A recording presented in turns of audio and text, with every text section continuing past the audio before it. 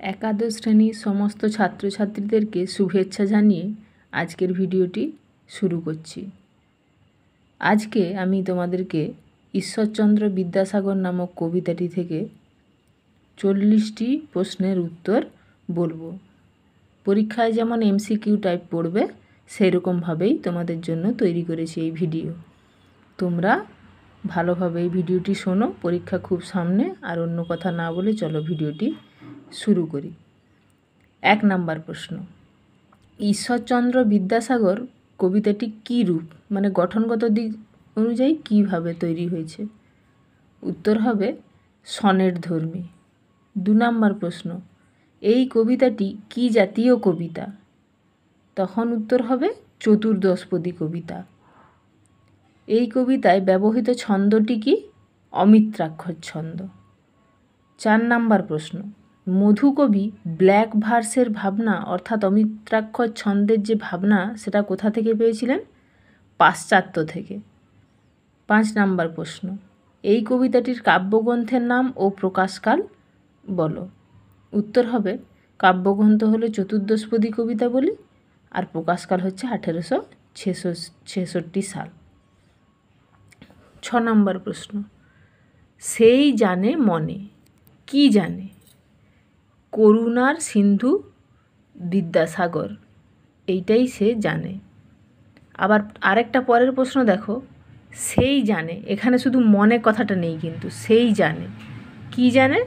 তখন হবে সুমহান হিমালয়ের গুণটা জানে। 8 নম্বর প্রশ্ন, বিদ্যার সাগর বিখ্যাত কোথায়? উত্তর হবে ভারতে। 9 নম্বর প্রশ্ন, হেমাদ্রি শব্দের অর্থ কী? উত্তর হবে সুমেরু পর্বত। হেমকান্তি, এখানে হেম কথার অর্থ কী? উত্তর হবে সোনা। 11 নম্বর প্রশ্ন, যেজন আশ্রয় লয় সুবর্ণচরণে, সুবর্ণচরণে আশ্রয় নেন কবি মধুসূদন, এই কবিতায় কত নম্বর চরণে এটি আছে? উত্তর হবে 6 নম্বর চরণে। 12 নম্বর প্রশ্ন, তার সে সুখ সদনে, তার সুখ সদনে যা লাভ করা যায় সেটা কি? সেটা হবে সেবা। পরের প্রশ্ন, চতুর্দশপদী কবিতাবলী কাব্যটি কবি কোথায় লিখেছিলেন? উত্তর হবে ফ্রান্সে। 14 নম্বর প্রশ্ন, চতুর্দশপদী কবিতাবলীতে মোট কবিতা আছে কটি? 102টি। 15 নম্বর প্রশ্ন, বিদ্যাসাগরের দানের স্বরূপ কীরকম ছিল? নদীরূপ। 16 নম্বর প্রশ্ন, যোগায় অমৃত ফল, এখানে অমৃত ফল হলো কি? উত্তর হবে বিদ্যাসাগরের অকৃপণ দান। 17 নম্বর প্রশ্ন, অমৃত ফল কীভাবে যোগায়? পরম আদরে। 18 নম্বর প্রশ্ন, ক্লান্তি দূর করে, কে ক্লান্তি দূর করে? সুশান্ত নিদ্রা। 29 নম্বর প্রশ্ন, ঈশ্বরচন্দ্র বিদ্যাসাগর কবিতায় যে বিপরীতধর্মী যুগ্ম শব্দের কথা আছে সেটি কোনটি? সেটি হবে দিবস নিশা। 30 নম্বর প্রশ্ন, কিঙ্করী শব্দের অর্থ কী? উত্তর হবে দাসী। 31 নম্বর প্রশ্ন, দীর্ঘ শির তরুদল 10 দিক ভরিয়ে দেয়, কিভাবে?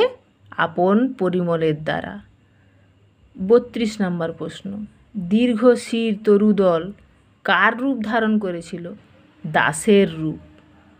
33 নম্বর প্রশ্ন, পরিমলে ফুলকুল কিসে ভরে? 10 দিশ ভরে। 34 নম্বর প্রশ্ন, দানে বাড়ি নদীরূপ ড্যাশ কিঙ্করী, ওই ড্যাশে বসবে বিমলা। 35 নম্বর প্রশ্ন, যেজন আশ্রয় লয় সুবর্ণচরণে, কে আশ্রয় নেন? মধুকবি মধুসূদন দত্ত। 36 নম্বর প্রশ্ন, সেই জানে কত গুণ ধরে কত মতে, সেই বলতে এখানে কাকে বোঝানো হয়েছে? যে গিরিশের চরণে আশ্রিত। 37 নম্বর প্রশ্ন, বিদ্যাসাগর আসলে কি? বিদ্যাসাগরটা হলো আসলে ঈশ্বরচন্দ্রের খেতাব বিশেষ। পরের প্রশ্ন, হেমাদ্রি শব্দের অর্থ কী? সোনালী পর্বত। এর আগেও দেখবে একটা প্রশ্ন আছে হেমাদ্রি শব্দের অর্থ কী। ওখানে যে অপশানগুলো আছে সেই অনুপাতে সুমেরু পর্বত বলেছিলাম, আর এখানে যে অপশানগুলো আছে সেই অনুপাতে এখানে হবে সোনালী পর্বত। আগে অপশান দেখবে, সেই মতো উত্তর করবে। 39 নম্বর প্রশ্ন, কবিতায় বিদ্যাসাগর তুলনীয় হয়েছেন কার সাথে?